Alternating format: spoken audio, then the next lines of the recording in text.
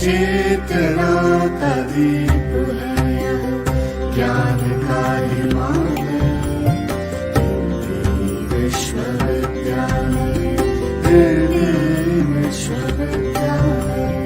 चेतना का दीप, ज्ञान का हिमालय, विश्वविद्यालय,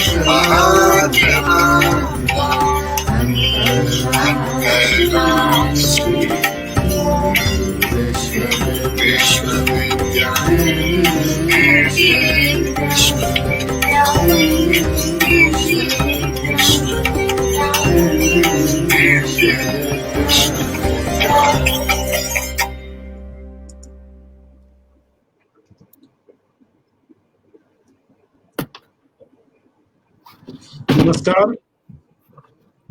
महात्मा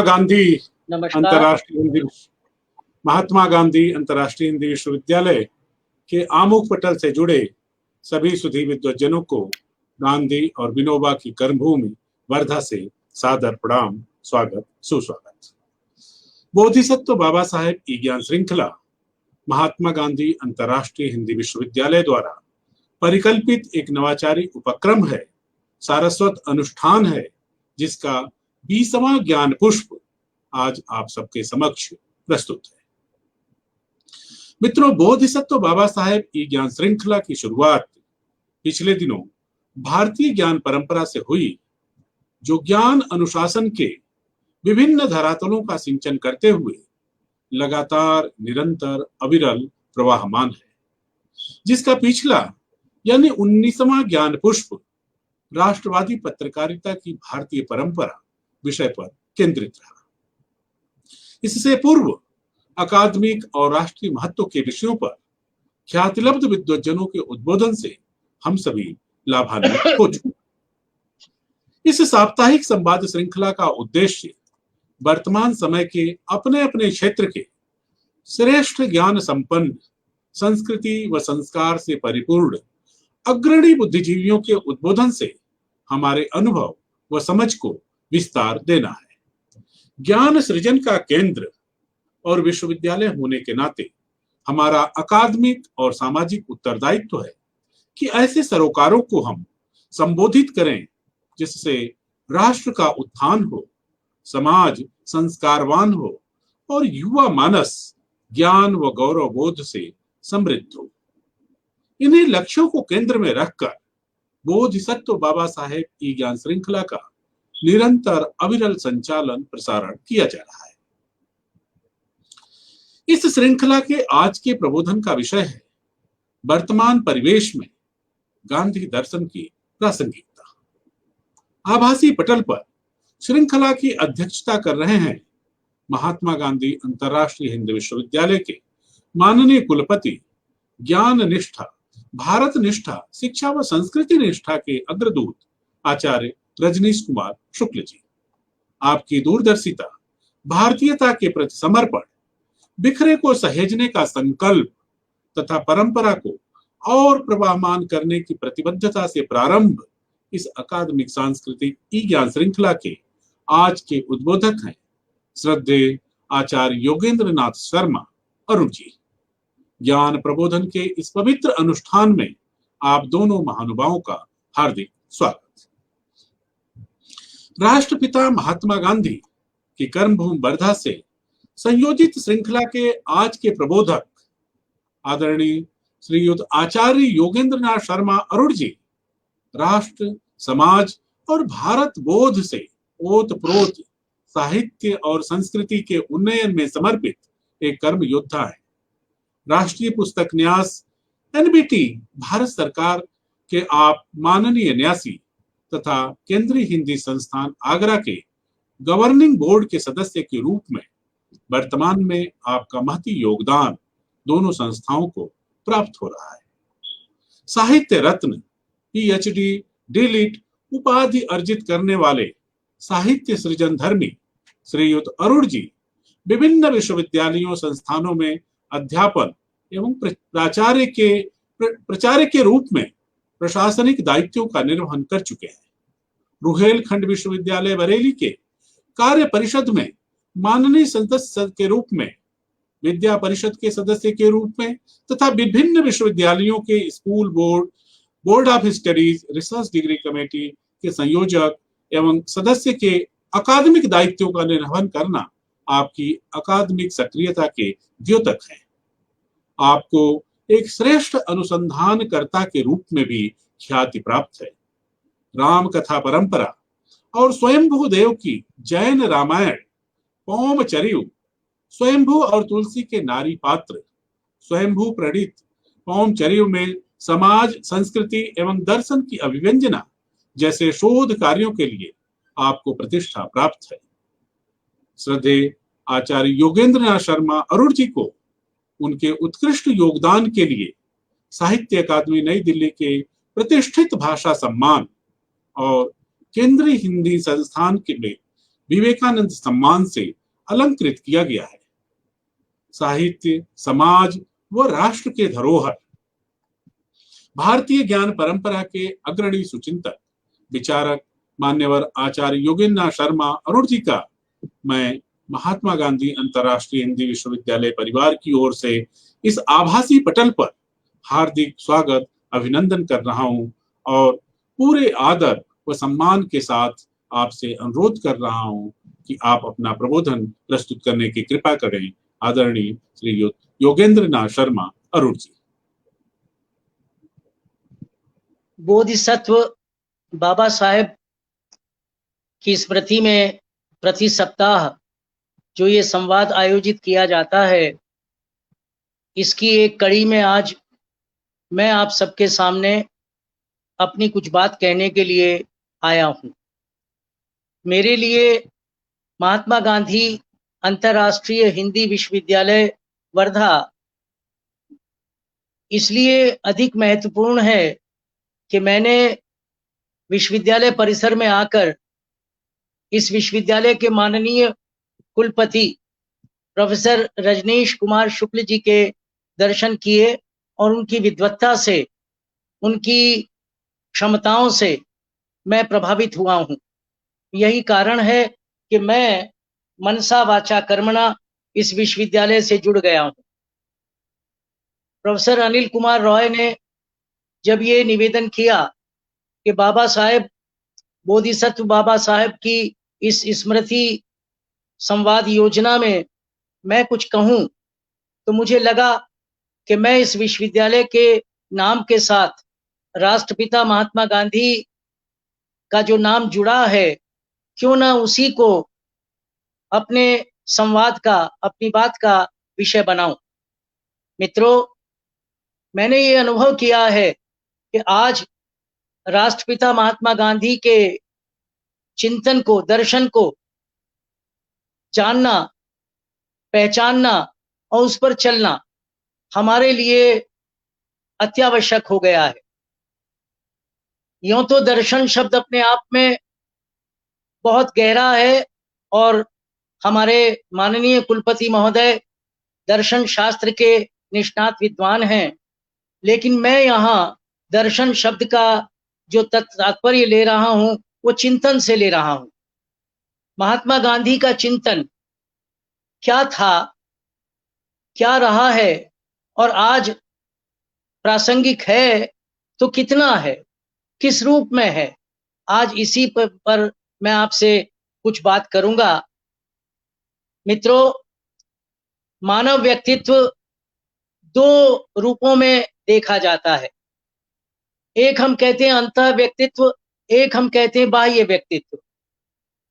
हम जब अंतर्मुखी व्यक्तित्व वाले होते हैं तो हम भावनाओं से बात करते हैं, संवेदनाओं से बात करते हैं, सकारात्मकता से बात करते हैं, आस्था से बात करते हैं, श्रद्धा से बात करते हैं।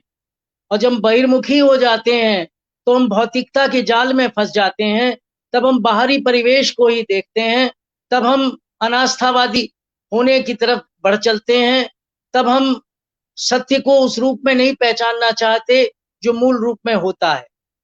मित्रों, एक पाश्चात्य दार्शनिक की उक्ति मैं आपके सामने रख रहा हूं।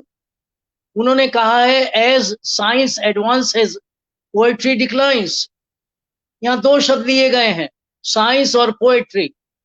साइंस विज्ञान है, साइंस भौतिकता है, साइंस हम लोगों को बाहरी व्यक्तित्व को प्रभावित करने वाली वो तत्व तो है जो भौतिक विज्ञान है, रसायन विज्ञान है, वनस्पति विज्ञान है, ये सारे विज्ञान हमारे सामने हैं, अंतरिक्ष विज्ञान है और सब चीजें हैं। लेकिन जब हम कविता की बात करते हैं तो अनादिकाल से चली आती हुई महर्षि वाल्मीकि और वेदव्यास की परंपरा से चली हुई आज तक जो हृदय की बात है, जो हमारे अंतस की बात है, जो हमारी संवेदनाओं की बात है, वो कविता है। तो उन्होंने बड़े प्रतीक रूप में कहा, as science advances poetry declines. ज्यों ज्यों विज्ञान की प्रगति होती है, त्यों त्यों कविता मरती जाती है। मित्रों, यहीं से मैं अपनी बात शुरू करूंगा। आज का परिवेश वैज्ञानिकता का है, भौतिकता का है। हम पा लेना चाहते हैं, देने के लिए तैयार नहीं है। हम स्वार्थी हो गए हैं, परमार्थ की तरफ हमारा ध्यान नहीं है। यही कारण है कि आज महात्मा गांधी को हम याद करने के लिए बाध्य हैं। आप सोचिए, राष्ट्रपिता महात्मा गांधी के चिंतन का आधार क्या था? सत्य, अहिंसा और सर्वोदय। मैं इन तीन आधारों को मानकर चलता हूं, सत्य, अहिंसा, सर्वोदय। हमारी तो परंपरा ही सर्वे भवन्तु सुखिनः सर्वे सन्तु निरामया की रही है। राजनीति में आकर राष्ट्रपिता महात्मा गांधी ने हमें सर्वोदय का सिद्धांत दिया था। उसी सर्वोदय के सिद्धांत में अस्पृश्यता का निवारण उनके लिए सबसे बड़ी चीज हो गई थी। उसी में उन्होंने बहुत बड़ी बात कही थी और वो कही थी ग्रामोदय की। ग्रामोदय क्या था मेरे मित्रों? हम लोग आज भी ये कहते हैं अर्थशास्त्र के विद्वानों के अनुसार कि भारत कहाँ है? भारत गांवों में बसता है। India lives in villages. हम अब महानगरों और नगरों की उस जाल में फंस गए हैं जहां जाकर गांव भी सिमट सिमट कर उन्हीं शहरों और महानगरों की उस धूल में मिलते चले जा रहे हैं। गांव को हम लोग कहीं ना कहीं खोते चले जा रहे हैं। उसका परिणाम क्या हुआ है? हम लोगों ने संवेदनाओं को समेटना शुरू कर दिया है। आप जरा कल्पना कीजिए किसी महानगर के ऐसे 10-12 मंजिले फ्लैट की, जहां फ्लैट तो हैं, एक ऐसी कॉलोनी की जहां अनेक लोग रहते हैं, लेकिन एक ही ब्लॉक में रहने वाले ऊपर नीचे के व्यक्ति भी एक दूसरे को वर्षों तक नहीं जान पाते। सिर्फ ये जान लेते हैं ये अग्रवाल साहब हैं, वो जान लेते हैं जौहरी साहब हैं, लेकिन अग्रवाल साहब कौन है, जौहरी साहब कौन है? बहुत बहुत हुआ तो जो लोग बूढ़े लोग हैं जिन्हें कोई काम नहीं है, वे बेचारे पार्क में जाकर एक दूसरे से मिल लेते हैं, इसलिए कि उनके पास समय थोड़ा है, वरना यहाँ तो समय ही किसी के पास नहीं है। राष्ट्रपिता महात्मा गांधी, आपने देखा होगा, उनके पास एक गोल घड़ी होती थी और उस घड़ी को वे अपने जहां धोती बनती है वहां खोसे में रखते थे। तात्पर्य, महात्मा गांधी के समय समय उनके बस में रहता था, और आज समय ने हम लोगों को कैद कर लिया है। हम सब समय की हथकड़ी बांधे फिर रहे हैं। ये परिवर्तन आया है, और ये परिवर्तन आया है भौतिकता और आध्यात्मिकता के बीच दूरी होने से। As science advances poetry declines. तो सत्य और अहिंसा ये थे, लेकिन आज आप विश्व को तीसरे विश्व युद्ध की तरफ जाते हुए देख रहे हैं। और कहाँ देख रहे हैं? छोटी छोटी बात पर हम लोग इतना अपनी शिक्षा पर व्यय नहीं कर रहे हैं, अपने समाज के सुधार पर व्यय नहीं कर रहे हैं, जितना हम लोग अपने अस्त्र शस्त्र और रक्षा की सामग्री जुटाने के लिए कर रहे हैं। तो कहाँ रह गई अहिंसा? कहाँ गई अहिंसा? कहाँ गया सत्य?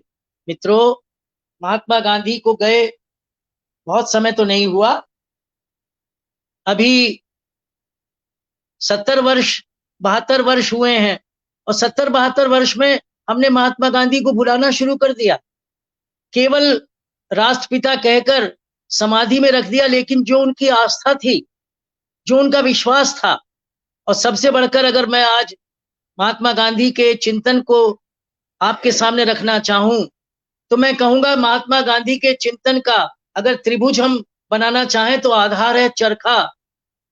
चरखा था महात्मा गांधी के चिंतन का मूल आधार।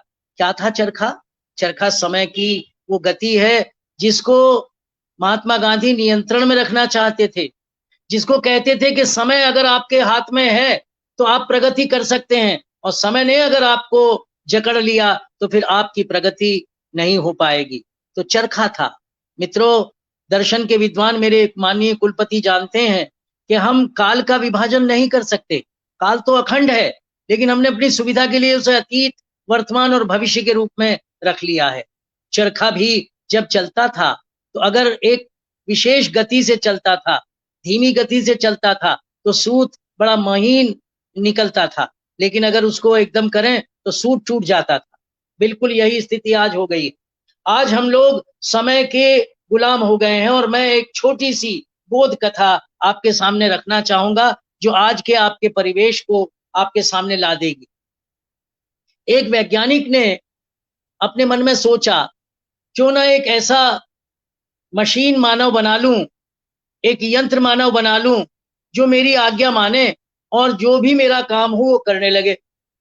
वैज्ञानिक ने अपनी उस वैचारिक परिकल्पना को मूर्त रूप देना शुरू किया, और एक दिन उसके सामने विज्ञान मानव बन गया। जैसे विज्ञान मानव बना और वैज्ञानिक ने उसके दिमाग में मस्तिष्क डाला, तो विज्ञान मानव उससे बोला कि देखिए, आप मेरे निर्माता हैं, आपने मुझे बनाया है, लेकिन अब मेरी एक शर्त है कि आप मुझे जो काम बताएंगे वो मैं आपका काम करूंगा, लेकिन 1 मिनट भी खाली नहीं बैठूंगा। अगर मुझे खाली बैठना पड़ गया तो मैं आपका गला दबा दूंगा। वैज्ञानिक ने कहा, अरे मेरे पास तो इतने काम हैं कि तुम्हें खाली रहने की मौका ही नहीं मिलेगा। अब काम बताना शुरू किया वैज्ञानिक ने, विज्ञान मानव ने दौड़ दौड़ के काम करना शुरू किया और घंटे 2 घंटे बाद ही ये स्थिति आ गई कि वैज्ञानिक के दिमाग में कोई काम ही नहीं था, कौन सा काम बताऊं। और उसी का बनाया हुआ विज्ञान मानव उसका गर्दन दबाने के लिए, उसका गला दबाने के लिए तैयार था। वैज्ञानिक भागने लगा और विज्ञान मानव उसके पीछे भागने लगा। भागे आगे आगे वैज्ञानिक और उसके पीछे उसे पकड़ने के लिए, गला दबाने के लिए उसी का बनाया हुआ विज्ञान मानव। दोनों भाग रहे थे। नदी के किनारे देखा एक झोपड़ी में एक संत बैठे हैं और संत बैठे हुए अपनी साधना में लीन हैं। वैज्ञानिक वहीं पहुंचा और जाकर संत के चरणों में गिर गया। संत ने आंख खोली, बोले क्या बात है? बोले ये मैंने बनाया है, मेरा बनाया विज्ञान मानव है, लेकिन ये मेरा ही गला दबाने के लिए आज मेरे पीछे है। संत ने पूछा क्यों, क्या हुआ? बोले मैंने इससे कहा था कि तुम मेरे सब काम करोगे और इसने मुझसे एक शर्त रख ली थी कि मैं 1 मिनट भी खाली नहीं रहूंगा। अगर 1 मिनट भी कोई काम नहीं हुआ तो मैं तुम्हारी गर्दन दबा दूंगा, तुम्हारा गला दबा दूंगा। अब मेरे पास महाराज कोई भी काम नहीं है।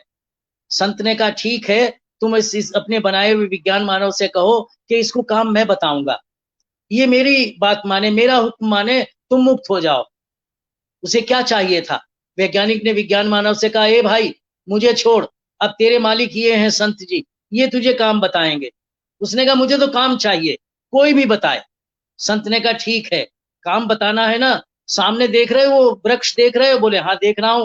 बोले ऐसा करो, जब तक मैं दूसरा काम न बताऊं तब तक वृक्ष पे चढ़ते रहो, उतरते रहो, चढ़ते रहो, उतरते रहो। और तब से आज तक विज्ञान मानव वृक्ष पर चढ़ रहा है, उतर रहा है। संत जी ने उसे दूसरा काम बताया ही नहीं।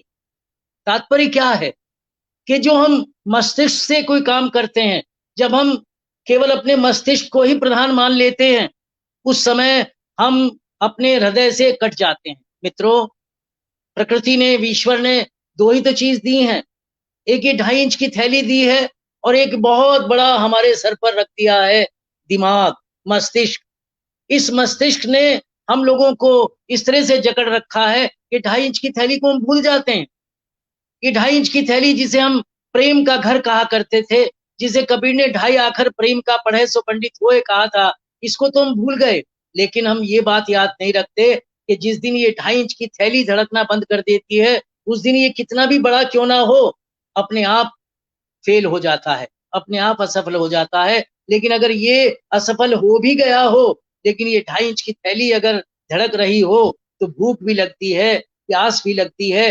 पागल आदमी भी तो अपनी माँ को देखकर माँ ही मानता है। पागल भी तो भूख लगती है, पागल को भी तो प्यास लगती है। तो महत्व किसका हुआ मेरे मित्रों? महत्व हुआ इस 2.5 इंच की थैली का, हृदय का। और इसे ही मैं कह रहा हूं संवेदना, इसे ही मैं कह रहा हूं आपकी भावना, इसे ही मैं कह रहा हूं आपका प्यार, इसे मैं कह रहा हूं आपके वो जीवन मूल्य जो हमें त्याग सिखाया करते थे। हम तो त्याग करते हुए भोग करने की बात किया करते थे। हम तो ये कहा करते थे पूरी वसुधा ही हमारे लिए कुटुंब है। लेकिन आज हम अपने परिवार में भी ठीक से नहीं रह पा रहे। आज पिता पुत्र के साथ ठीक नहीं रह पा रहा, पति पत्नी के साथ ठीक नहीं रह पा रहा, भाई भाई के साथ नहीं रह पा रहा, तो फिर रामचरितमानस कहाँ से काम आएगी? तो मित्रों, महात्मा गांधी ने आपको जो चीजें दी थी, सबसे पहली चीज मैंने आपसे कही चरखा।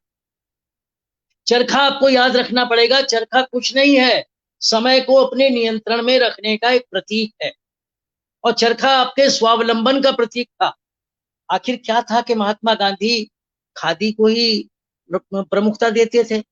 आज आप खादी को कहीं तब ढूंढते हैं जिस समय 2 अक्टूबर के बाद, गांधी जयंती के बाद 10% या 15% उस पर छूट मिलने लगती है, या फिर नेता हो तब फिर वो खादी का वस्त्र पहनेंगे। बाकी को क्या हुआ? क्यों? गांव में भी नहीं है, गांव के लोगों ने भी खादी को भुला दिया। ये ग्रामोद्योग की बात हम करते थे।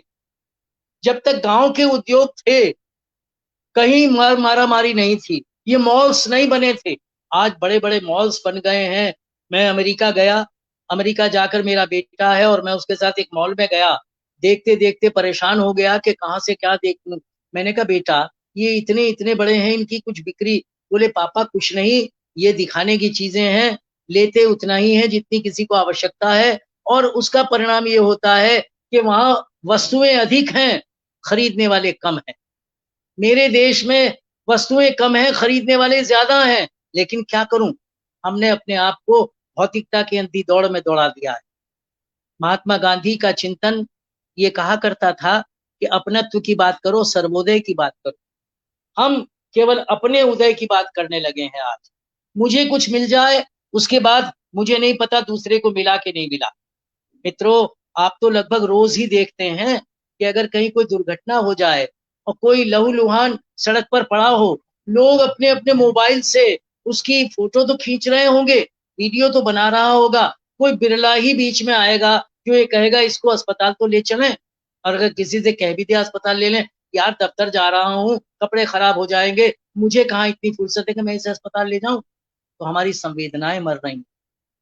संवेदनाएं जब मरती हैं मित्रों, तब आदमी आदमी नहीं रहता। हम साक्षर से उल्टा कर दे तो राक्षस होता। हमारे भीतर ही राक्षस है, हमारे भीतर ही देवता है। देवता को जगाना होता है तो 2.5 इंच की थैली चाहिए, राक्षस को जगाना होता है, विज्ञान मानव बनाना होता है तो ये बहुत बड़ा, आप जानते हैं इसको क्या कहते हैं, अहम। लेकिन इसका अगर उल्टा करें तभी हम होता है। मैं से हम तक की यात्रा करना हम लोग भूल गए हैं, जो महात्मा गांधी की पहली चीज थी। आप लोगों ने बेन किंग्सले की महात्मा गांधी फिल्म जरूर देखी होगी। अगर नहीं देखी मित्रों, तो मैं उस फिल्म के केवल 2 दृश्य आपके सामने लाना चाहता हूं। एक दृश्य में बापू स्नान कर रहे हैं नदी में, और उनसे आगे एक महिला भी स्नान कर रही है जिसके पास धोती नहीं है, और वो किसी तरह से एक धोती को आधा धो रही है और उसके बाद बैठी कि वो सूख जाए तो दूसरी आधी को धोए। महात्मा गांधी के पास उस समय 2 धोतियां होती थी। महात्मा जी ने जब ये देखा तो उन्होंने अपनी एक धोती बहा दी, और बहा दी। जब उस महिला ने देखा, उसकी आंखों में कृतज्ञता का वो भाव था, महात्मा जी ने कहा ये तुम्हारी, और उसके बाद से महात्मा जी ने एक धोती में ही अपने आप को हमेशा रखा। ये इसे कहते हैं हम संवेदना का वो स्तर, जहां जाकर हम दूसरे का दर्द पहचान सकते हैं, जहां सर्वोदय की भावना को व्यक्तिगत जिया जाता है।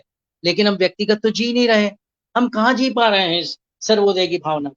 हम तो एक अपने परिवार के उदय में भी ये देखते हैं कि एक बेटा अगर बड़ा कहीं बहुत अच्छे पद पर है तो उसके यहाँ तो चले जाएं, और छोटा अगर कहीं गरीब हो गया है तो उसके यहाँ कभी जाए ना जाए, क्योंकि उसके यहाँ जाके वो सुख नहीं मिलेंगे जो उस बेटे के यहाँ मिल जाएंगे जो बहुत अमीर हो गया है। जब बेटों में भी फर्क करना हमने शुरू कर दिया तो फिर सर्वोदय कहाँ से आ जाएगा। सत्य को तो इस समय ये कह दिया कि सत्य नाम की चीज तो है ही नहीं। हाँ, राम नाम सत्य जब किसी को लेकर जाते हैं वहां हम जोर जोर से बोल लेते हैं, वरना कहीं नहीं। तो मित्रों, सीधी सी बात ये थी कि मैं ये मानता हूं कि महात्मा गांधी के चिंतन में एक शब्द आता है, आत्मानुशासन। मैंने सत्य के प्रयोग जब मैं पढ़ रहा था तो मैंने कहीं पढ़ा कि महात्मा जी ने आत्मानुशासन शब्द को शासन से ही लिया है। वो कहते हैं शासन डंडे से चलता है। शासन, आप देखिए पुलिस का शासन है, जिला प्रशासन है, शासन में ही प्र लगा लेते हैं, उपसर्ग तो बहुत बड़ा काम हो जाता है, एडमिनिस्ट्रेशन हो जाता है, वो हमेशा डंडे से चलता है। इसके बाद हम उसमें एक शब्द जोड़ते हैं शासन में, अनुशासन, डिसिप्लिन। वो हम लोग अपने विश्वविद्यालय में लाते हैं, अपने शिक्षालयों में लाते हैं, अपनी और जगह लाते हैं। वहां ये है कि डंडा नहीं, वहां उंगली से चलता है, वो इशारे से चलता है अनुशासन। लेकिन जब इस अनु को भी हटाकर हम आत्म से जोड़ लेते हैं, आत्मानुशासन, तो उसके नियंता हम स्वयं हो जाते हैं। मैं चलाता हूं अपने आप को, मेरा शासन मेरे ऊपर चलता है, वो आत्मानुशासन है। तो राष्ट्रपिता महात्मा गांधी उस अनुशासन के पक्षधर नहीं थे जो डंडे से चलता था, उस अनुशासन के पक्षधर थे जो आत्म से चलता था। आत्मावलोकन, आत्मा स्वावलंबन और आत्मानुशासन, ये 3 चीजें गांधी दर्शन के आधार माने जाते हैं। मित्रों, अगर हम गांधी दर्शन के चिंतन को, गांधी के चिंतन को एक त्रिभुज में मानना चाहें तो त्रिभुज में मानेंगे तो हम सिर्फ यही कहेंगे कि आधार चरखा है, और एक जो उसकी रेखा जा रही है ऊपर वो सर्वोदय है, और दूसरी रेखा अगर कोई है तो वो ग्रामोद्योग है। तात्पर्य, महात्मा गांधी अर्थशास्त्र को लेकर चले, महात्मा गांधी समाज शास्त्र को लेकर चले, महात्मा गांधी दर्शन को लेकर चले, फिलॉसफी को लेकर चले। और कुछ देर बाद मैं महात्मा गांधी के शिक्षा दर्शन पर इसलिए बात करना चाहूंगा कि मैं एक ऐसी शिक्षा संस्था में बैठा हूं जिस शिक्षा संस्था ने अंतर्राष्ट्रीय स्तर पर महात्मा गांधी के नाम को भी रोशन किया है और मेरे देश की उस आत्मा को, जिसे मैं हिंदी कहता हूं, उसको भी विश्व तक पहुंचाया है। वो गांधी दर्शन के अंतर्गत ही शिक्षा दर्शन पर भी बात करूंगा। तो ये जो त्रिभुज बनता है, इस त्रिभुज में आप देखेंगे चरखे को जब हम लेते हैं तो चरखा समय की वो गति है जिस समय की गति में हम लोग अगर नियंत्रित नहीं रहते। आपने एक मुहावरा सुन रखा है, एक जरा सी बात सुन रखी है, सावधानी हटी दुर्घटना घटी। सावधानी हटी का मतलब क्या है? आपने जरा सी स्पीड बढ़ाई, आपके नियंत्रण से बाहर आपकी कार हुई, नियंत्रण से बाहर आपका वाहन हुआ और दुर्घटना घट गई। किसी वक्त आप बचे रहें तो आपका भाग्य है, वरना तो दुर्घटना होगी ही। तो चरखा आपको अपने ऊपर, अपने समय पर, अपनी गति पर नियंत्रण रखने का प्रतीक, महात्मा गांधी के चिंतन का सबसे बड़ा प्रतीक है चरखा। आप तो जानते हैं कि आज हमने समय की दौड़ में अपने आप को इतना उलझा लिया है कि हम अपने आप को नहीं ढूंढ पाते, अपने से बात नहीं कर पाते। और जब अपने से बात नहीं कर पाते तो औरों से बात करके क्या लेंगे? सिवा उलझन, उलझन के सिवा कुछ नहीं। एक गीत कभी लिखा था, उसमें 4 पंक्तियों का एक छंद आता था, हर तरफ वीरानगी सी उड़ रही है, हर तरफ वीरानगी सी उड़ रही है, यंत्र जैसी जिंदगी बस हो गई है। हर तरफ वीरानगी सी उड़ रही है, यंत्र जैसी जिंदगी बस हो गई है। आदमी और आदमी के बीच फैली दूरियां, खोखली मुस्कान फैशन हो गई है। तो मित्रों, आज हमारी वास्तविकता, आज हमारे परिवेश की वास्तविकता ये है कि आदमी और आदमी के बीच दूरियां हैं, आदमी और आदमी के बीच बनावट है और हमारी मुस्कान खोखली है। हम मन से नहीं हंसते, हम दिमाग से हंसते हैं।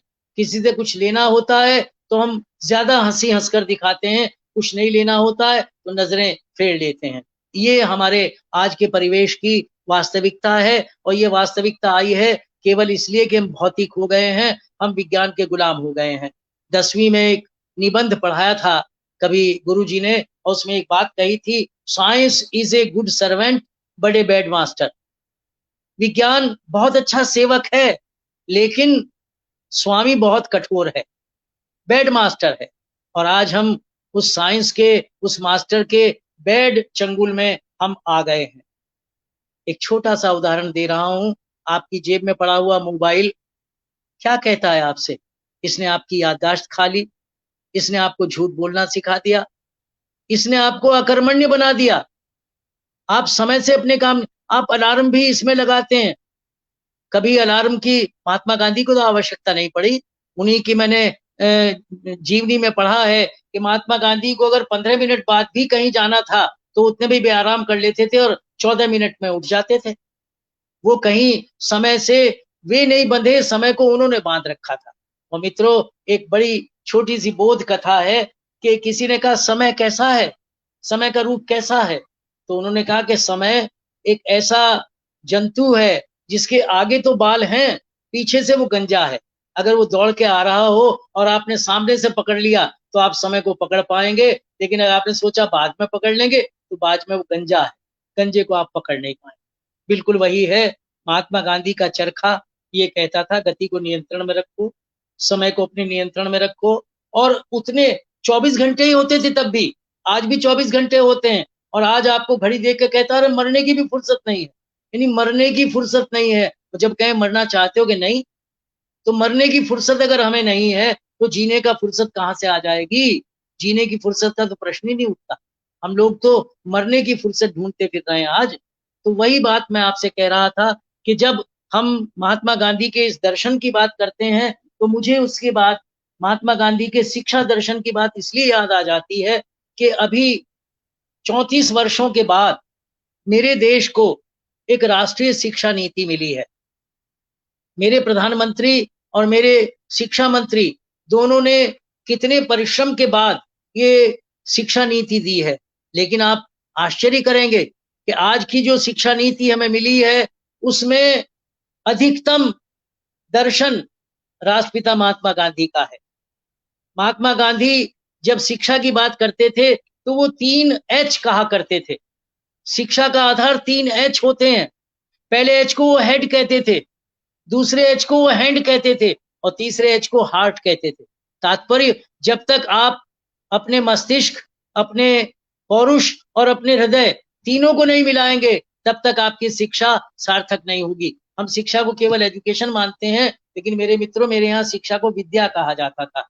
विद्या जो वेदना को दूर कर सके, जो आपके मन की उस वेदना को दूर कर सके जो अशिक्षा में, जो अविद्या में आपके पास है। तो यही कारण है कि दार्शनिकों ने विद्या के भी 2 रूप माने हैं। एक विद्या जो सार्थक है, एक वो अविद्या जो आपको गलत ले जाती है। और वहां जानकर आप देखिए, महात्मा गांधी ने जब अपने शिक्षा दर्शन की बात कही तो उन्होंने 7 सिद्धांत दिए थे।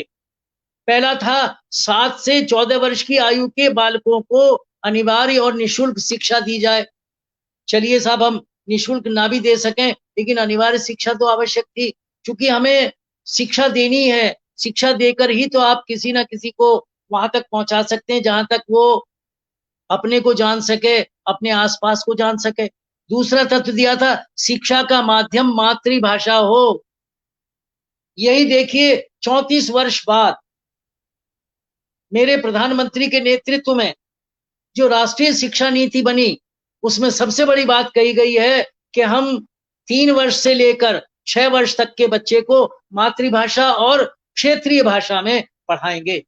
मातृभाषा वही है जो माँ देती है, और माँ व्यक्ति के जीवन में सबसे बड़ा मूल्य रखती है। मेरे मित्रों, माँ है तो हम हैं, माँ नहीं है तो हम नहीं होते, हम फिर केवल व्यक्ति हो जाते हैं। माँ के रहते हम बेटे होते हैं, माँ के रहते हम पुत्र होते हैं। और यही कारण है कि मेरे देश ने, मेरी संस्कृति ने माँ को 3 जगह बहुत बड़ा स्थान दिया है।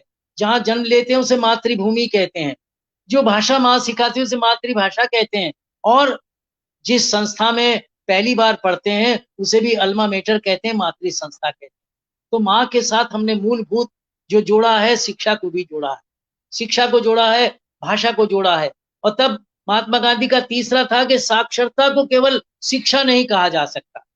तात्पर्य, आपने किसी को अल्फाबेट सिखा दी, आपने किसी को बोलना सिखा दिया, आपने किसी को पढ़ना सिखा दिया, वो भाषा नहीं है, वो शिक्षा नहीं है। शिक्षा क्या है? शिक्षा जब आपके अंतर्मन को, जो पहले महात्मा गांधी कहते थे, जिसके लिए हेड और हार्ट दोनों, हेड और हार्ट और तब हैंड, ये तीनों चीजें अगर कहीं शिक्षा के साथ नहीं जुड़ी तो शिक्षा शिक्षा नहीं है। उसके बाद वो कहते थे, शिक्षा बालक के मानवीय गुणों का विकास करती हो। जब तक आपके भीतर आपके मूल्य नहीं दिए जाएंगे, जब तक आपको आपकी परंपरा नहीं दी जाएगी, अगर भारत में रहकर किसी बच्चे को राम का चरित्र ना बताया जाए, उसको गंगा का महत्व ना बताया जाए, उसको गौ का महत्व ना बताया जाए, तब तक क्या हुआ? इंग्लैंड का व्यक्ति टेम्स को पढ़ेगा, ईसाई व्यक्ति अपने क्राइस्ट को पढ़ेगा, मुस्लिम धर्म में रहने वाला व्यक्ति अपने धर्म की बात पढ़ेगा। लेकिन वही है कि अगर हम उसको ये कहें कि मानवीय गुणों का विकास बताएं, तो जीवन मूल्यों का, शाश्वत मूल्यों का ज्ञान कराना होगा। 5वें कहते, शिक्षा ऐसी होनी चाहिए जो बालक के शरीर, हृदय, मन और आत्मा, इनका विकास कर सके। आत्मिक विकास कहाँ है आज की शिक्षा में? हमने क्या किया था? 34 वर्ष पहले जब राजीव गांधी अचानक प्रधानमंत्री बने, उन्होंने अच्छे भले शिक्षा मंत्रालय को मानव संसाधन विकास मंत्रालय कह दिया था। माने जैसे हम मकान बनाने के लिए ईंट गारा सब इकट्ठा करके लाते हैं, देश बनाने के लिए मानव को संसाधन के रूप में मान लिया गया था। बहुत अच्छा हुआ कि आज प्रधानमंत्री और हमारे चिंतकों ने इसे फिर से शिक्षा मंत्रालय तो कहा। अब शिक्षा तो आने लगी। अब मानव केवल एक रोबोट बनकर नहीं रहेगा, मानव केवल एक संसाधन बनकर नहीं रहेगा, बल्कि वो शिक्षा प्राप्त करेगा और शिक्षा लेगा और शिक्षा देगा। इसके बाद सबसे बड़ी बात कहते थे कि सभी विषयों की शिक्षा स्थानीय उत्पादन उद्योगों के अनुसार दी जाए। आज जब प्रधानमंत्री स्किल की बात करते हैं, आज जब प्रधानमंत्री 8वीं के बाद प्रत्येक विद्यार्थी को कुछ न कुछ उद्योग सिखाने की बात करते हैं नई शिक्षा नीति में, तो महात्मा गांधी आ जाते हैं, महात्मा गांधी का चिंतन आ जाता है। इस तरह से आखिर में वो ये कहते थे कि कि शिक्षा ऐसी हो जो नवयुवकों को बेरोजगारी से मुक्त करे। आज सबसे बड़ा रोना अगर कोई हो रहा है, सारा विपक्ष अगर किसी बात पर हम हल्ला कर रहा है तो हमारे युवकों को बेरोजगारी से बाहर निकाला जाए। अरे भाई, बेरोजगारी तब निकलेगी, तब हटेंगे। हर एक के पास तो व्हाइट कॉलर शिक्षा मिल गई है ना। हर कोई बाबू बनना चाहता है, हर कोई किसी न किसी सरकारी नौकरी में जाना चाहता है। वो नहीं, जब हमारे प्रधानमंत्री ने जब स्वरोजगार की बात कही तो विपक्ष ने कहा, अरे साहब पकौड़े बनाना सिखा रहे हैं, पकौड़ों की दुकान लगाना सिखा रहे हैं। क्यों पकौड़ों की दुकान लगाना क्या बुरी होती है? क्या पकौड़े आप नहीं खाते कभी? चाट आपने नहीं खाई कभी? क्या मिठाई आपने नहीं खाई? मिठाई की दुकान खोलना या मिठाई की दुकान पर मिठाई बेचना या कुछ लोगों को उसमें रोजगार देना, हम क्या हो गया कि हमें लगा हमारी शिक्षा का उद्देश्य केवल ये था कि हम संसाधन के रूप में हो जाएं, बस संसाधन के सिवा हम और कुछ नहीं रह गए थे। इसलिए हमारी ये बेरोजगारी की समस्या, हमारी ये व्हाइट कॉलर जो हमारी शिक्षा हमें ले गई, उसने हमें ये तो सिखा दिया कि कुर्सी चाहिए, स्वावलंबन नहीं चाहिए। हम काम नहीं कर सकेंगे। अगर कोई कंडक्टर बन गया किसी बस में तो वो बहुत नीचा हो गया, कंडक्टर नीचा हो गया। और अगर कहीं वो क्लर्क बन गया जो कंडक्टर से भी कम तनख्वाह ले रहा है तो वो बहुत अच्छा है, कुर्सी पर बैठा है, कुर्सी पर बैठा है। ये जो कुर्सी की बात आई थी, ये हमारे चिंतन की सबसे बड़ी कमी हो गई थी, जिसके लिए वो कहते थे कि सबसे पहले स्थानीय उत्पादन उद्योगों के साथ शिक्षा को जोड़ा जाए। तो मेरे मित्रों, महात्मा गांधी का चिंतन एक मुखी नहीं है। महात्मा गांधी का चिंतन अर्थशास्त्र से भी जुड़ता है, समाजशास्त्र से भी जुड़ता है, राजनीति से भी जुड़ता है, शिक्षा से भी जुड़ता है और मानव के सर्वतोमुखी विकास से भी जुड़ता है। तो मैं महात्मा गांधी के चिंतन की जो 3-4 बातें लेकर चलता हूँ, वो लेकर चलता हूँ कि महात्मा गांधी अगर हमें उनका चिंतन कुछ देता है तो सबसे बड़ी चीज देता है आस्था। महात्मा गांधी की आस्था थी और आपने देखा गोली लगते ही मुंह से हे राम निकला। महात्मा गांधी के जीवन की 2 छोटी-छोटी घटनाएं मैं और इसलिए कहना चाहता हूं जो पढ़कर मेरे मन पर अंकित रहती हैं। जब वो पढ़ रहे थे तो इंस्पेक्टर आ गया था ना स्कूल में, और जब एक सवाल का जवाब महात्मा गांधी गलत लिख रहे थे तो शिक्षक ने अंगूठा मारकर अगले विद्यार्थी की नकल करने को कहा था, लेकिन महात्मा गांधी ने नहीं की थी। और कारण, जब शिक्षक ने पूछा क्यों, मैंने तुम्हें इशारा किया था, बोले नहीं, मैं गलत नहीं कर सकता था, मैं नकल नहीं कर सकता। वहां से पूत के पैर पालने में दिख जाते हैं। महात्मा गांधी वहां से सत्य की आराधना पर थे, वहां से वो सत्य था तो सत्य उनके जीवन का मूल लक्ष्य बन गया था, अहिंसा उनके जीवन का मूल लक्ष्य बन गई थी। और यही कारण था हम लोग आज आग्रह को दुराग्रह बना रहे हैं। महात्मा गांधी ने आग्रह को सविनय आंदोलन और सत्याग्रह बना दिया था, आग्रह के साथ सत्य जोड़ दिया था। अगर अच्छी बात के लिए, सत्य के लिए कोई अड़ेगा तो उसकी बात मानी जाएगी, सत्याग्रह करते थे। लेकिन आज हम झूठ के लिए सत्याग्रह करते हैं। क्या करें, महात्मा गांधी को हम भूल गए, सत्याग्रह याद आ गया कि अड़ जाना है।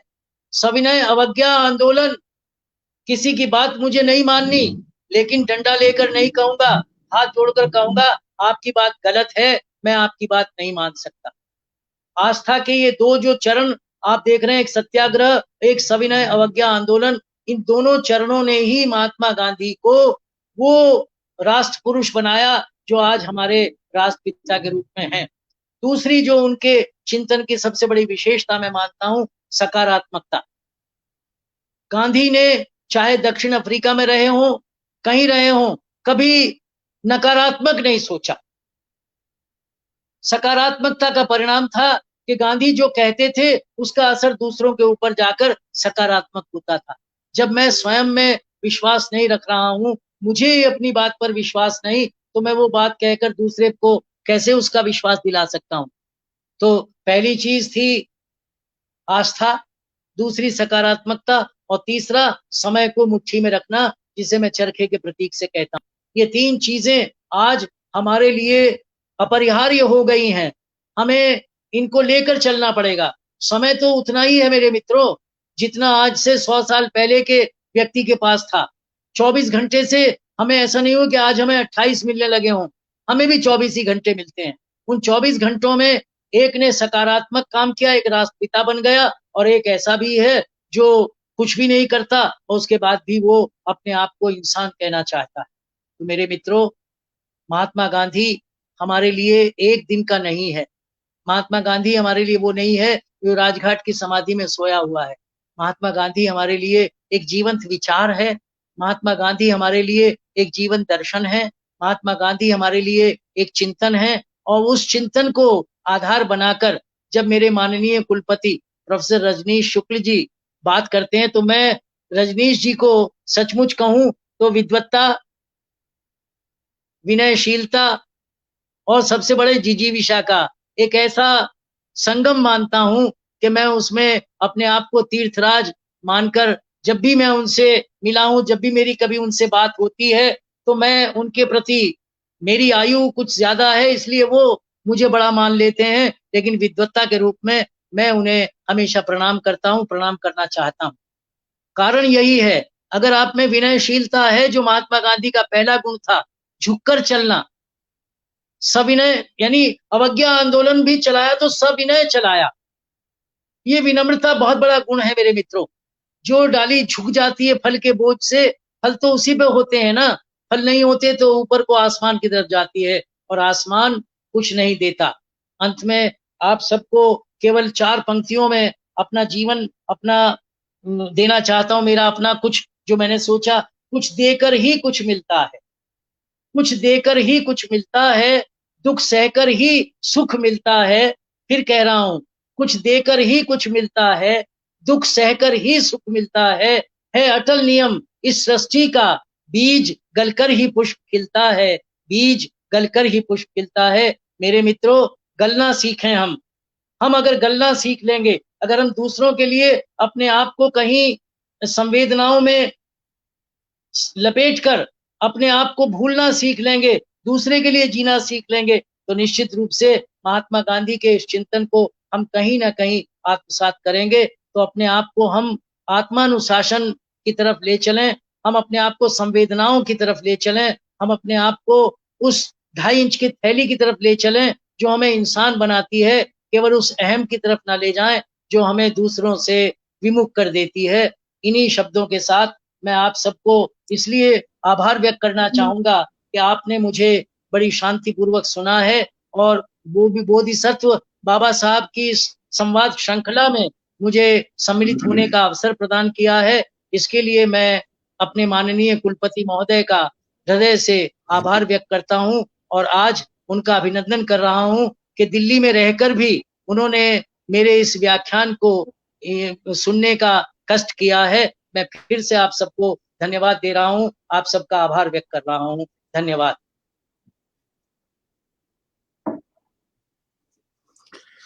बहुत ही सुंदर, बहुत ही सारगर्भित उद्बोधन। गांधी जी सार्वकालिक हैं, गांधी जी सार्वभौमिक हैं। उनके विचार और दर्शन की प्रासंगिकता आज 150 साल बाद भी अपनी अधिक शिद्दत के साथ महसूस की जा रही है। इस भावबोध और विचार दर्शन के ओतप्रोत उद्बोधन प्रस्तुत करने के लिए श्रद्धेय आचार्य योगेंद्र नाथ शर्मा अरुण जी को सादर साधुवाद। अब मैं धर्म, दर्शन, शिक्षा और संस्कृति को प्रतिस्थापित करने में महती भूमिका निभा चुके महात्मा गांधी अंतर्राष्ट्रीय हिंदी विश्वविद्यालय की यशस्वी कुलपति, तुलनात्मक धर्म दर्शन के ख्यातिलब्ध विद्वान आचार्य रजनीश कुमार शुक्ल जी से बड़े आदर और सम्मान के साथ अनुरोध कर रहा हूं कि वह अध्यक्षीय उद्बोधन प्रदान कर हम सभी को अनुग्रहित करें। सबको नमस्कार।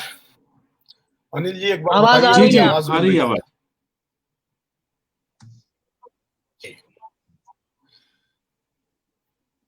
सबसे पहले तो आभार व्यक्त करता हूं आचार्य योगेंद्र नाथ शर्मा अरुण जी के प्रति।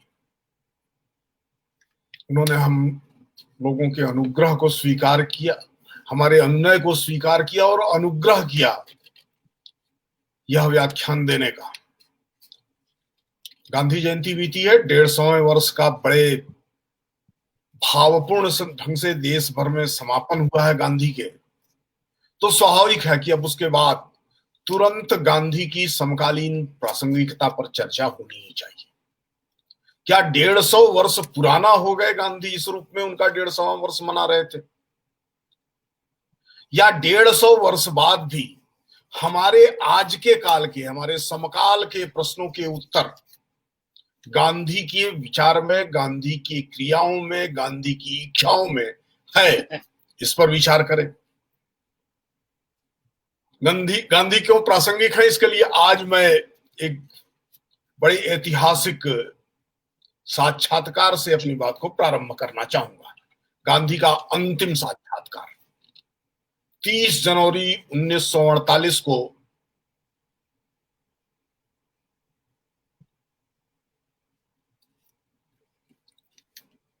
सायंकाल के यानी अपराह्न के प्रारंभिक समय में मार्गरेट ब्राउन व्हाइट को उन्होंने एक साक्षात्कार दिया था।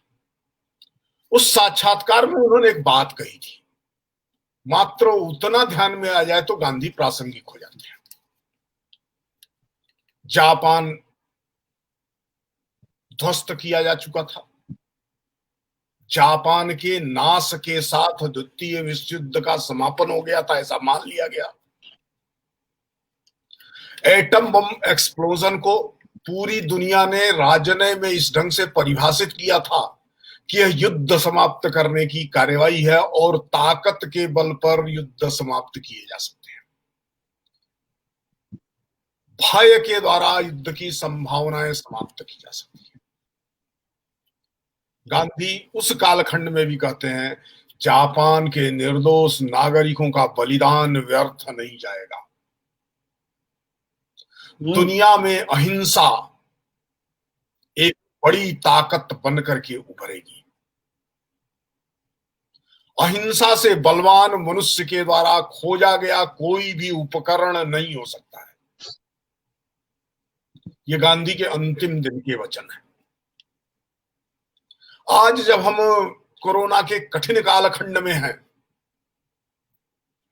मनुष्य की मानसिक हिंसक प्रवृत्ति ने बिना हथियार के विषाणु के द्वारा मनुष्य जाति के नाश का एक कुचक्र रच दिया है।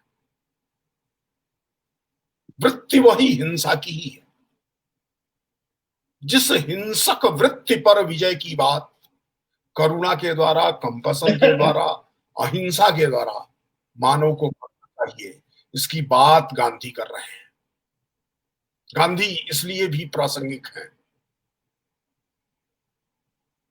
कि यह मानसिक हिंसा की जो वृत्ति है, जो राष्ट्र से लेकर के और व्यक्ति में सर्वत्र समाई हुई है, संपूर्ण विश्व दो राष्ट्रीयताओं के, पूर्व व पश्चिम की दो ऐसी राष्ट्रीयताओं से, जो एक लालच पर आधारित है और एक अहंकार पर आधारित है। एक बाएं हाथ से काम करता है, एक दाएं हाथ से काम करता है, एक बाईं आंख से देखता है, दूसरा दाईं आंख से देखता है। दोनों आंखों से सामने की ओर नहीं देखते हैं, दोनों मनुष्य के मन में झांक करके नहीं देखते हैं। इनको गांधी प्रत्युत्तर देते हैं कि किस प्रकार से मनुष्य के लिए अहिंसा और करुणा पर आधारित सभ्यता अंततः उसके अस्तित्व की रक्षा और मानवता के कल्याण के लिए अंतिम विकल्प है। तो गांधी आज प्रासंगिक है। हमने राष्ट्रीय शिक्षा नीति की बात की है। एक ऐसी शिक्षा नीति की कल्पना की है जिसमें कृष्ण और सुदामा को जबरदस्ती एक स्कूल में तो न डाला जाए, लेकिन स्कूल भले अलग अलग, पढ़ाई एक हो, सुविधाएं एक हो। कृष्ण पैसे दे सकता है तो वो पैसे दे, सुदामा को भी वही पढ़ाई बिना पैसे के मिले। दोहरी शिक्षा प्रणाली को बिना किसी प्रकार के विध्वंसात्मक कार्रवाई के, शिक्षा के क्षेत्र में विध्वंसात्मक कार्रवाई को किए हुए एक सृजनात्मक पद्धति से, अहिंसक पद्धति से करुणा को सामने रख करके परिवर्तित करने का स्वप्न सामने आया है। गांधी इस दृष्टि से भी प्रासंगिक है। गांधी की बुनियादी शिक्षा की समस्त बातें, बिल्कुल, केवल बुनियादी शिक्षा को, नई तालीम को, वो जो नई तालीम कहते हैं वर्धा प्रस्ताव में, उस नई तालीम शब्द को हटा दिया जाए और उसके स्थान पर नई शिक्षा नीति 2020 कहा जाए, तो दोनों में तत्वतः कोई अंतर नहीं है। मातृभाषा में शिक्षा होनी चाहिए, बालक में सृजनात्मक कल्पना जगनी चाहिए, कौशल पूर्ण शिक्षा भी उसे होनी चाहिए। उसे सिर्फ जो है रट्टू तोता नहीं बनाना है।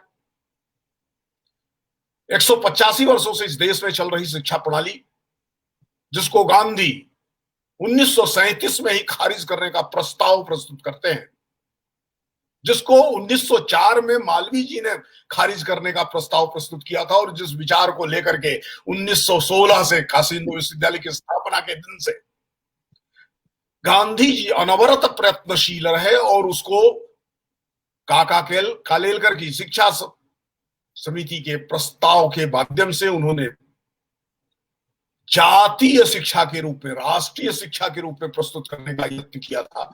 उसकी चरितार्थता होते हुए दिखाई दे रही है। इसके लिए निश्चित रूप से सिर्फ नाम नहीं बदला है, काम भी बदला है। सिर्फ शब्द नहीं बदले हैं, नियति और भाव भी बदले हैं।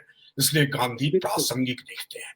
इस तरफ आज आचार्य अरुण जी ने हमारा इशारा किया, हमें इंगित किया, इसके निहितार्थ क्या है इनको बताने की कोशिश की, तो मुझे याद आने लगा है फिर एक बार कि क्या जो सर विलियम कॉर्टिस ने 3R के एजुकेशन के कॉन्सेप्ट को दिया था, जिसके आधार पर यूरोप की शिक्षा प्रणाली विकसित हुई थी, जिसके आधार पर यूरोप में शिक्षा क्या है, तो शिक्षा वह है जो मनुष्य को साक्षर और जोड़ घटाने से हिसाबी बनाती है।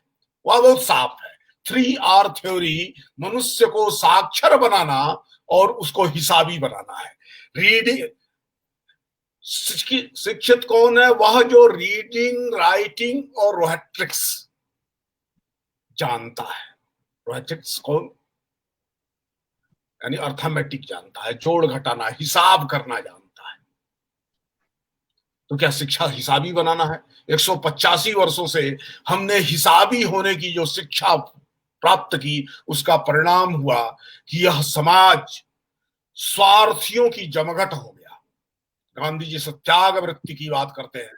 वो 75 वर्षों की आजादी के बाद भी भारतीय नागरिकों के बीच, उनके हृदय में, उनकी मेधा में, उनकी बुद्धि में और उनकी क्रिया में हम सर्जित नहीं कर सके हैं। इसलिए शिक्षा गांधी की उस दृष्टि को पकड़ती है जिसमें वो कहते हैं ये 3R एजुकेशन नहीं है। पढ़ना, लिखना और जोड़ घटाना करना, हिसाबी हो जाना, जमा खर्च को जानना, लाभ हानि के ब्यौरे को ठीक ठीक रखना, यह साक्षर होने का लक्षण नहीं है। गांधी की दृष्टि बहुत साफ है। साक्षर होने का लक्षण, जिसकी 3H की चर्चा योगेंद्र जी ने की थी, जो हमें हमारी बुद्धि को निर्मल करती है, जो हमारे हृदय को भावनाओं से, संवेदनाओं से युक्त करती है, और जो हमारे हाथ को कौशल से युक्त करते हुए कर्मक्षम बनाती है और दूसरों के सहयोग के लिए आगे बढ़ने वाला बनाती है। गांधी की शिक्षा की यह दृष्टि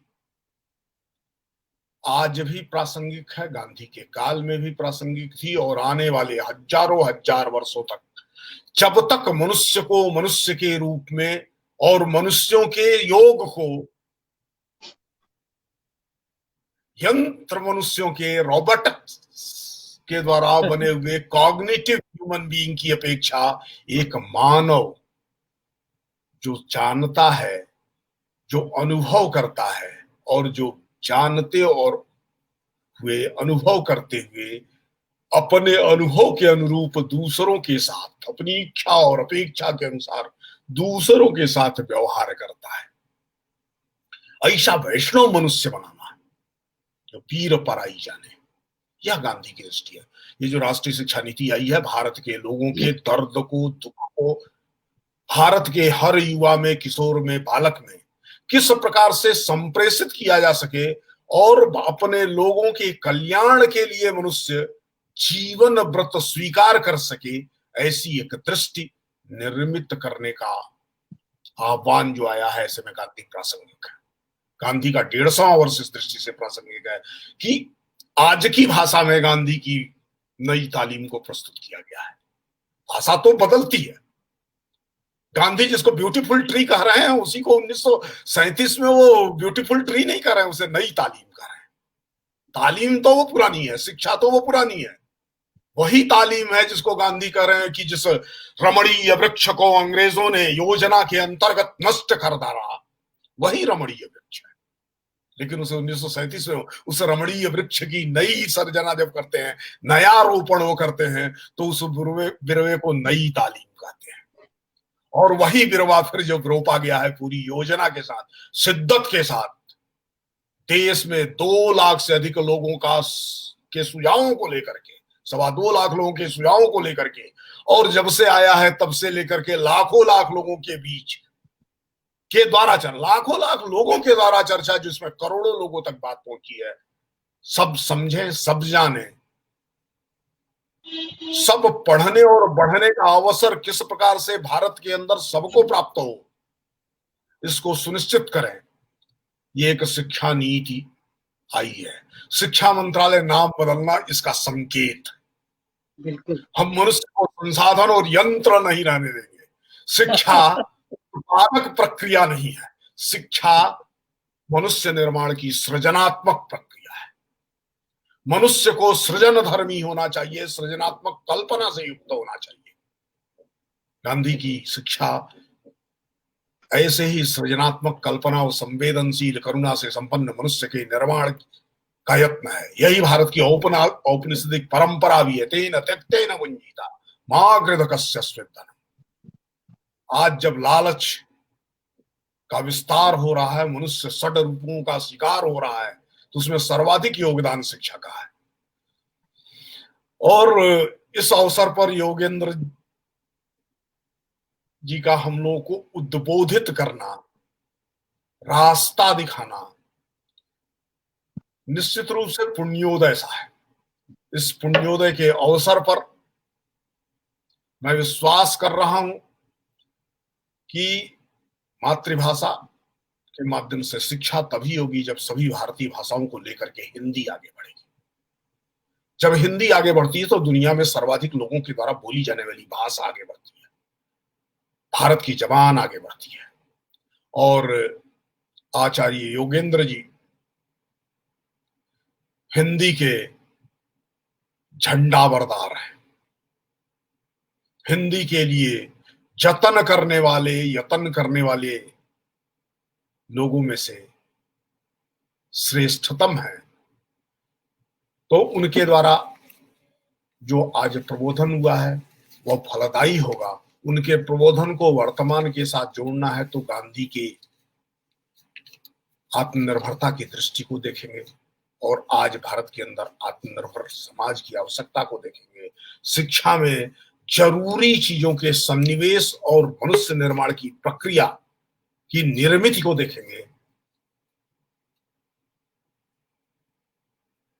मानवीय सभ्यता को दानवी सभ्यता के अनुसार पर मानवीय सभ्यता की निर्मिति के प्रयास को देखेंगे। दैवी संस्कृति के निर्माण के प्रयास को देखेंगे तो दैवी संस्कृति के भारत में स्वीकृत केंद्र हरिद्वार से आज जो हम लोगों को उद्बोधन प्राप्त हुआ है, वह गंगा जिस प्रकार से सबको पवित्र करती है, सबको मुक्त करती है, जो संकल्प रखती है कि जो भी आचमन करेगा, दर्शन करेगा, स्पर्श करेगा, उसकी गंग गंग गंग की ध्वनि को सुनेगा, वो सब मुक्ति को प्राप्त करेंगे, सब त्राण को प्राप्त करेंगे। वैसा ही आज योगेंद्र जी का व्याख्यान रहा जिसमें सुरसरी सम सब कर हित होई का संकल्प है। इस संकल्प की पूर्ति के साथ मैं अपनी बात को पूरा कर रहा हूं। आज के व्याख्यान में न प्रश्नों के लिए जगह थी, न प्रश्न आए हैं, और प्रश्न आए हैं तो इतने बड़े बड़े हैं कि उनके समाधान के लिए हम सारे लोगों को निरंतर इस ज्ञान श्रृंखला में चर्चा करते ही रहनी है। इसलिए आज आए हुए प्रश्नों को भी विराम देते हुए मैं अपनी बात को पूरी कर रहा हूं।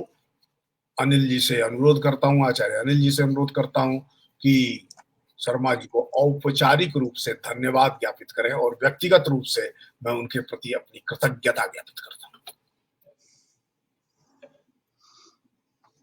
धन्यवाद सर।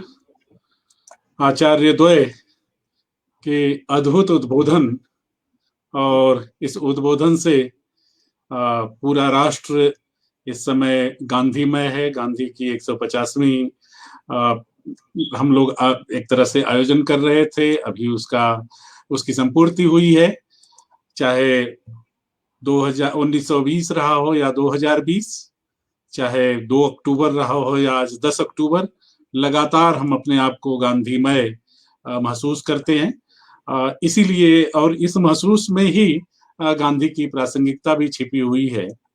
गांधी जैसा माननीय कुलपति महोदय ने और आचार्य योगेंद्र जी ने इस बात को स्पष्ट किया कि गांधी प्रासंगिक थे, प्रासंगिक हैं और प्रासंगिक रहेंगे। गांधी की प्रासंगिकता निर्विवाद है। चाहे समय कोई भी हो, समस्याएं कोई भी हो, समाधान एकमात्र गांधी है, न सिर्फ भारत के लिए बल्कि पूरी दुनिया के लिए। मैं आचार्य योगेंद्र नाथ शर्मा जी के प्रति कृतज्ञ इसलिए भी हूं कि आप पिछले दिनों काफी दिनों से अस्वस्थ महसूस कर रहे थे। मैं संकोच करते हुए भी आपको संपर्क किया कि आप इस श्रृंखला में आप सहभागी बने, इस श्रृंखला के उद्बोधक बने। और आचार्य योगेंद्र नाथ शर्मा अरोड़ जी ने सहर्ष स्वीकार किया, बल्कि मैं जिसने उत्साह से बात कर रहा था उससे दुगने उत्साह से आप मेरे सामने प्रस्तुत हुए और आपने स्वीकृति दी। और स्वीकृति देने के बाद आपका उद्बोधन, जो वो 30-35 मिनट कह रहे थे, वो 50-55 मिनट गया। और आपका उद्बोधन एकदम धारा प्रवाह गांधी जी की तरह से, गांधी की एक तरह से सत्यता की तरह से, गांधी की तरह से निर्मल उद्बोधन आपका हम सबके समक्ष प्रस्तुत हुआ।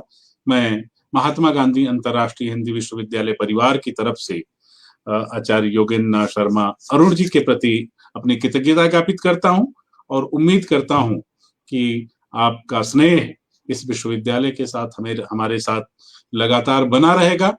हम बार बार आपको सुनना चाहेंगे और इस कोरोना काल से मुक्त होने के बाद पुनः विश्वविद्यालय परिसर में हम लोग आपको सुनना चाहेंगे। मैं फिर एक बार आचार्य योगेंद्र नाथ शर्मा जी के प्रति अपनी कृतज्ञता ज्ञापित करता हूं, विश्वविद्यालय परिवार की तरफ से आभार ज्ञापित करता हूं। माननीय कुलपति जी आचार्य रजनीश कुमार शुक्ल, जो इस श्रृंखला के एक तरह से प्रेरणा स्रोत हैं। यह श्रृंखला बोधिसत्व बाबा साहब ई ज्ञान श्रृंखला आपकी प्रेरणा और आपके उत्साह से चल पा रही है। आप किसी भी तरह की व्यस्तता में हो, चाहे वो आप विश्वविद्यालय, स्वाभाविक है कि विश्वविद्यालय के आप मुखिया हैं और विश्वविद्यालय के प्रशासनिक तमाम तरह के दायित्वों का भार आप पर है।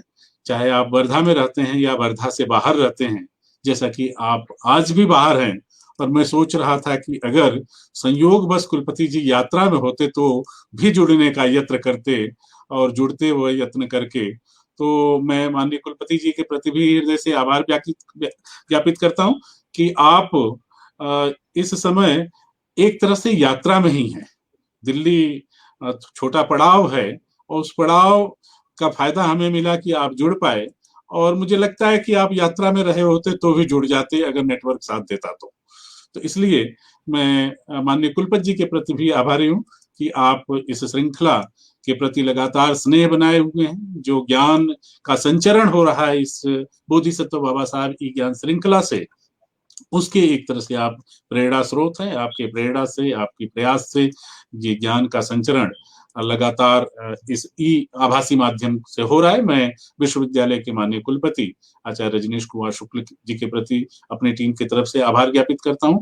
साथ ही इस ई ज्ञान श्रृंखला से जुड़े सभी श्रोता पाठक मित्रों के, श्रोताओं दर्शकों के प्रति भी आभार ज्ञापित करता हूं। मैं बार बार कहता हूं कि आपके स्नेह, आपकी प्रतिक्रिया और आपकी टिप्पणी से हम लगातार, और आपकी उपस्थिति, और आज अगर नहीं लाइव नहीं जुड़ पाते हैं तो बार में, क्योंकि जिस तरह से श्रोता संख्या इस कार्यक्रम का दिखता है वो हम सबको आश्चर्यचकित करता है कि लोगों का इतना स्नेह है, लोग दिल से जुड़े हुए हैं इस श्रृंखला के साथ, समय न होने के बाद भी। और कभी कभी हम समय बदल भी देते हैं, गुरुवार की जगह आज शनिवार को हम लोग उपस्थित हुए, लेकिन श्रोताओं और दर्शकों में कहीं भी कमी नहीं रही, उनके उत्साह में कहीं भी कमी नहीं रही, उनके टिप्पणी में, उनके प्रश्न में कहीं कमी नहीं रही, बल्कि प्रश्न बड़े आने लगे, टिप्पणी स्वाभाविक है कि विषय ऐसा है जो हम सबको एक तरह से बाध्यता है।